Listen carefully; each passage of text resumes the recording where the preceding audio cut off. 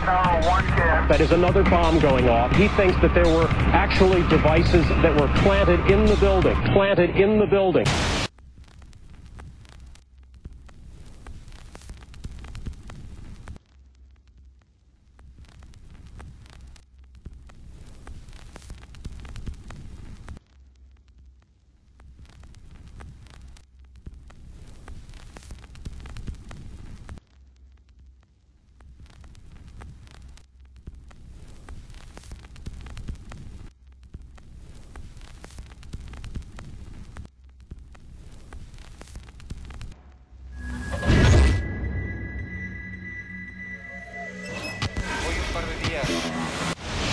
I don't think anybody could have predicted that they would try to use an airplane as a missile, a hijacked airplane as a missile. Nobody in our government, at least, and I don't think the prior government that could envision flying airplanes into buildings. No specific threat involving really a domestic operation or involving what happened, obviously, the city's airliner and so forth. There were no warning signs that I'm aware of. USA Today reports that in the 2 years before the attacks on September the 11th, NORAD conducted exercises using hijacked airliners as weapons.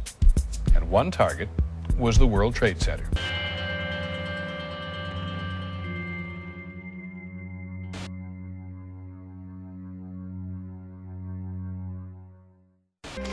In confidential documents from the Philippines obtained by CNN, the plan was clear. He will board any American commercial aircraft, control its cockpit, and dive it at the CIA headquarters. Other buildings targeted the Pentagon and the World Trade Center.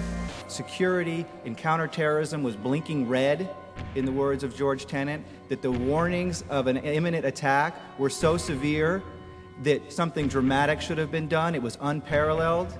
Instead, our president went on a month-long vacation.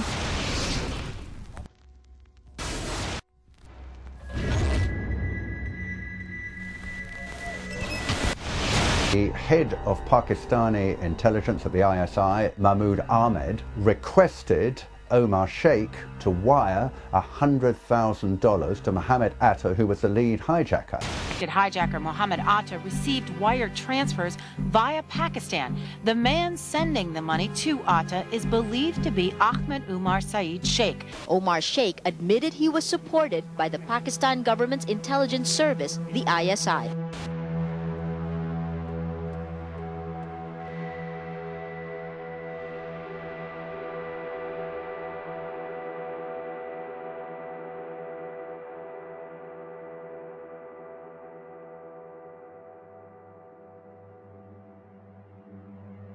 Although we are told that 4 or 5 of the alleged hijackers were on each of the flights. If so, their names should have been on the flight manifests. But the flight manifests that have been released contain neither the names of the alleged hijackers nor any Arab names whatsoever. We know that the men who were supposedly the hijackers had their houses, cars, credit cards paid for by the U.S. government. They were, in truth, agents. Evidence was also apparently planted. The passport of one of the hijackers on Flight 11 was allegedly found in the rubble. Goes through the fireball, through the side of the plane, and comes down the ground unscathed. But something happened. For 6 months, they reported they had this passport. Boy, we've got it. We've got the proof. And then the guy stood up and was alive. Several of these 19 men are still alive.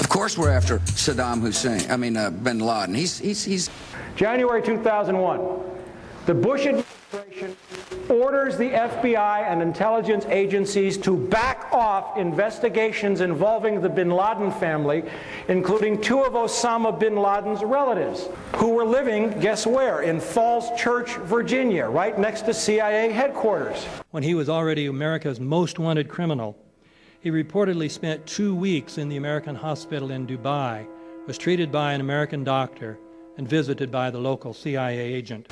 We have not seen one piece of evidence that links Osama bin Laden directly to the planning stages of September 11th. This failure to provide proof was later said to be unnecessary because bin Laden, in a video allegedly found in Afghanistan, admitted responsibility for the attacks. This confession is now widely cited as proof.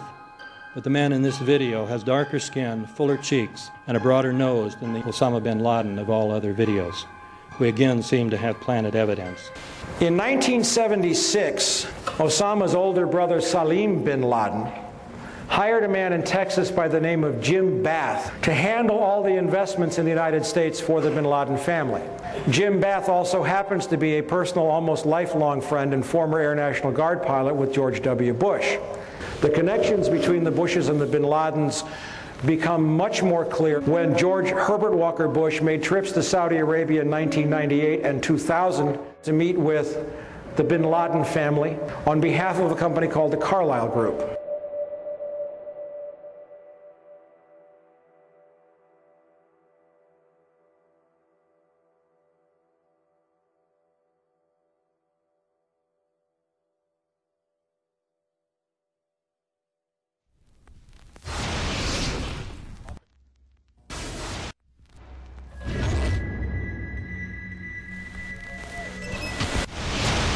How could anyone fly a 60-ton, 125-foot wide, 44-foot tall plane through this obstacle course? The aircraft, before striking the Pentagon, reportedly executed a 270-degree downward spiral, and yet Hani Hanjour was known as a terrible pilot who could not safely fly even a small plane.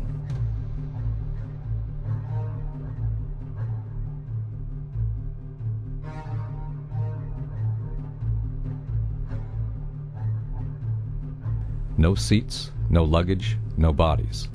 Nothing but bricks and limestone. The official explanation is that the intense heat from the jet fuel vaporized the entire plane. Flight 77 had 2 Rolls-Royce engines made of steel and titanium alloy and weigh 6 tons each. It is scientifically impossible that 12 tons of steel and titanium was vaporized by jet fuel. We're also told that the bodies were able to be identified either by their fingerprints or by the DNA. So what kind of fire can vaporize aluminum and tempered steel and yet leave human bodies intact? From my close-up inspection, there's no evidence of a plane having crashed anywhere near the Pentagon. And as I said, the only pieces left that you can see are small enough that you could pick up in your hand. Shortly after the strike, government agents picked up debris and carried it off. The entire lawn was covered with dirt and gravel, so that any remaining forensic evidence was literally covered up. The videos from security cameras, which would show what really hit the Pentagon, were immediately confiscated by agents of the FBI, and the Department of Justice has to this day refused to release them. If these videos would prove that the Pentagon was really hit by a 757, most of us would assume the government would release them.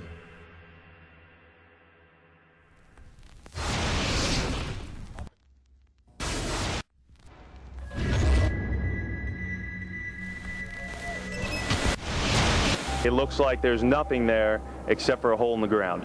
Basically, that's right. The only thing you could see from where we were was a big gouge in the earth and some broken trees. We could see some people walking around in the area, but from where we could see, there wasn't much left. Any large pieces of debris at all? No, there was nothing that you could distinguish that a plane had crashed there.